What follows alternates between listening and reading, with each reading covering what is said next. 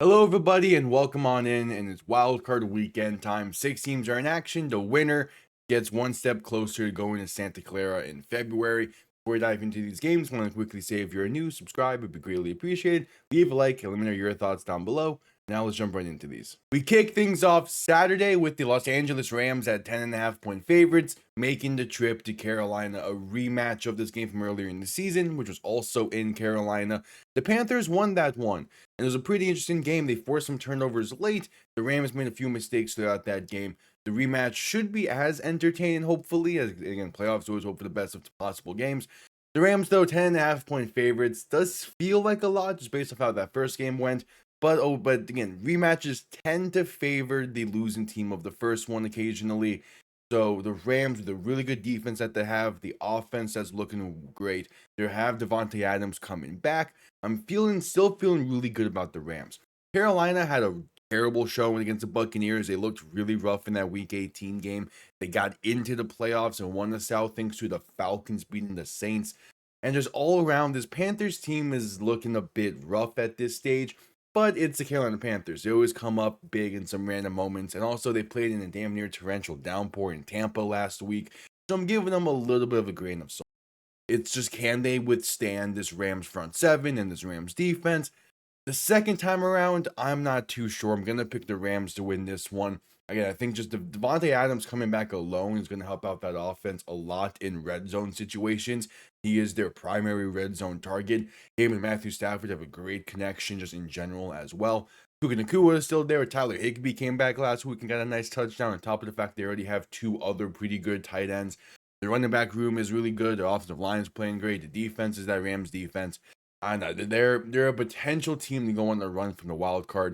It's gonna be interesting to see. I have the Rams winning. Saturday night, the Green Bay Packers are 1.5-point favorites. Head into the Windy City, the rubber match. This is probably the game of the wild card round. I would to be believed. This is going to be a fantastic one. The first two meetings between these two were fantastic ones. The Packers won the one in Lambeau off of a late second interception.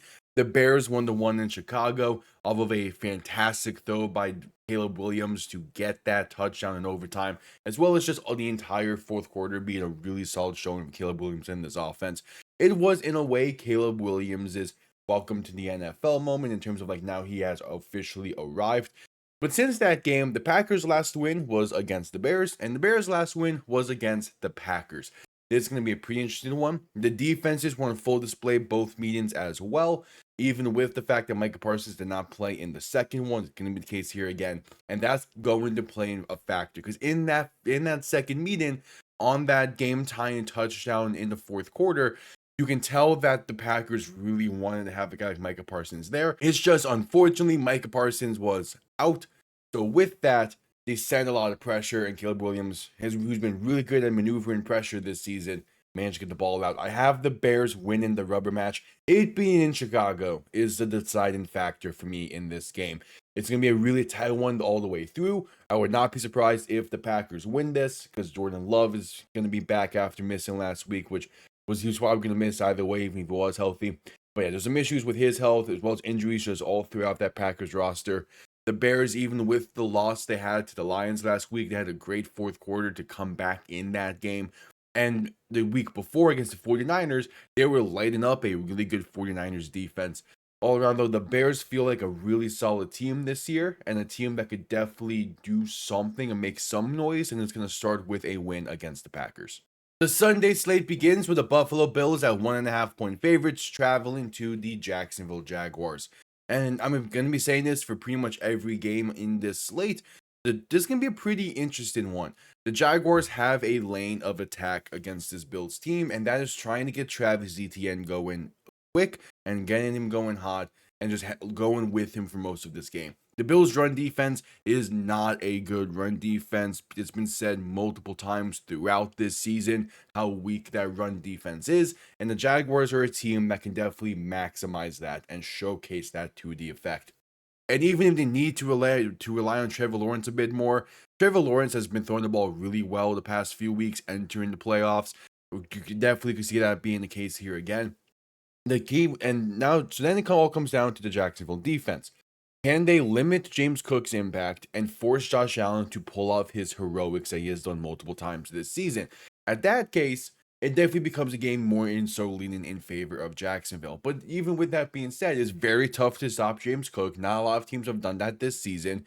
And even with all those heroics, there's a reason why those heroics are executed properly, and that is one, Josh Allen being just the insane player he is, and also that they have a few somewhat solid receiving options on that team, more so looking at Dalton Kincaid as the main really good one. The Bills are a team that have been in this spot before. They know what to expect from playoff football, and they could use their experience in these type of games to a little bit of their advantage.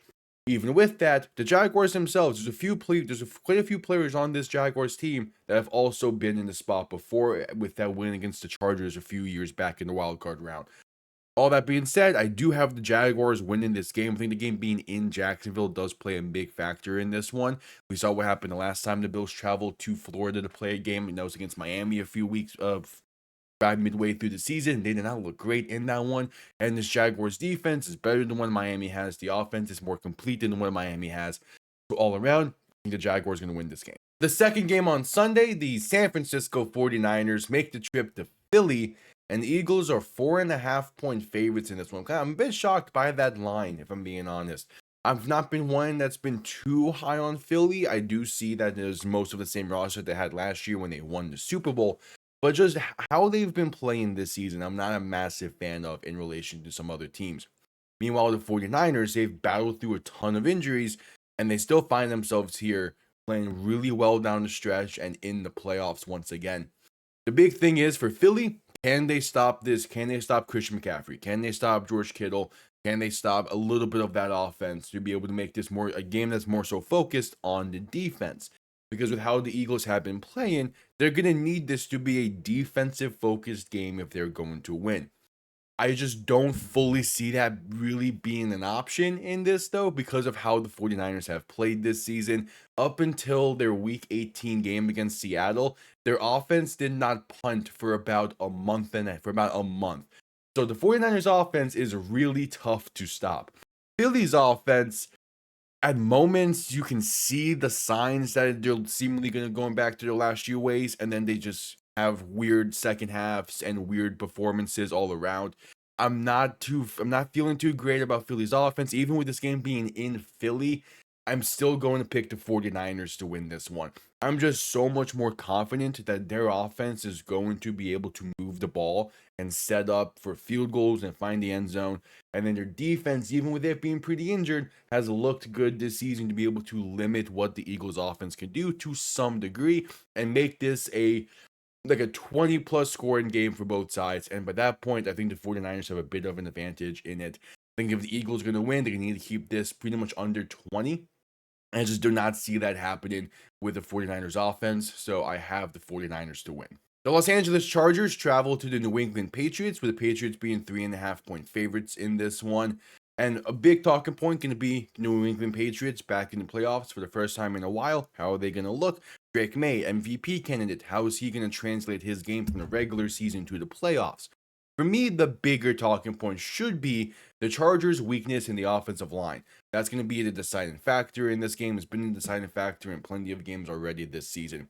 The Patriots don't have a lot of superstar names on that defensive line, but man, do they have a lot of talent on that defensive line.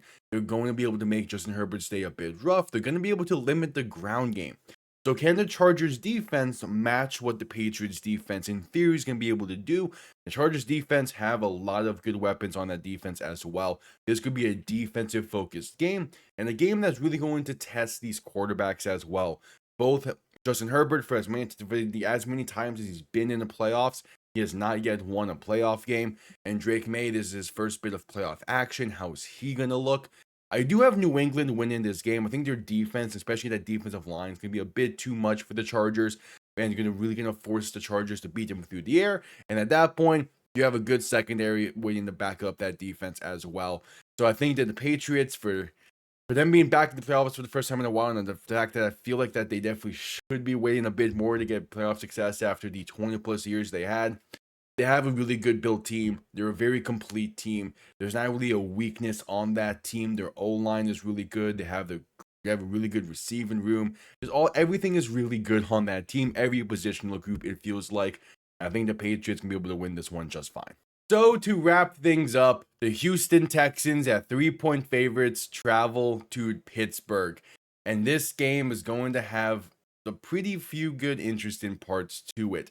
The biggest one being that the Steelers have now lost a Monday night game in Pittsburgh in very close to 3 decades at this point. It has been a long time since the Steelers have lost in that situation. And they get a home playoff game on Monday night to boot. Going to be the Steelers gonna be playing pretty well in this one, coming off of that win against the Ravens, especially how they won that game as well.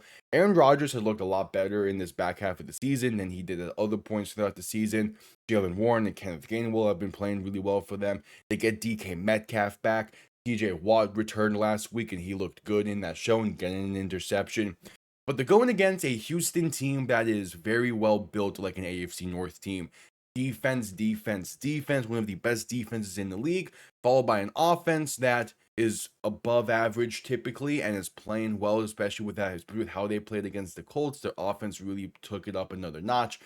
So I've been feeling good about Houston the past few weeks. They're on this very nice win streak, which got them into the playoffs. They're playing really well.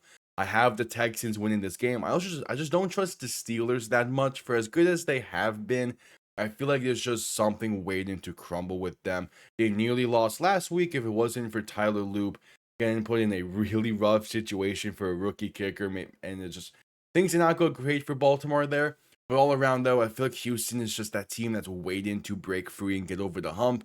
And some teams can have to do it this year. Why not the Texans? I have them winning one. I have them winning and moving on. So there you have it. My thoughts on Wild Card Weekend. Gonna be fun. I'll be live for every single one of these games. So I hope to see you all there and tune into the streams. If not, have yourselves a damn good one. Peace.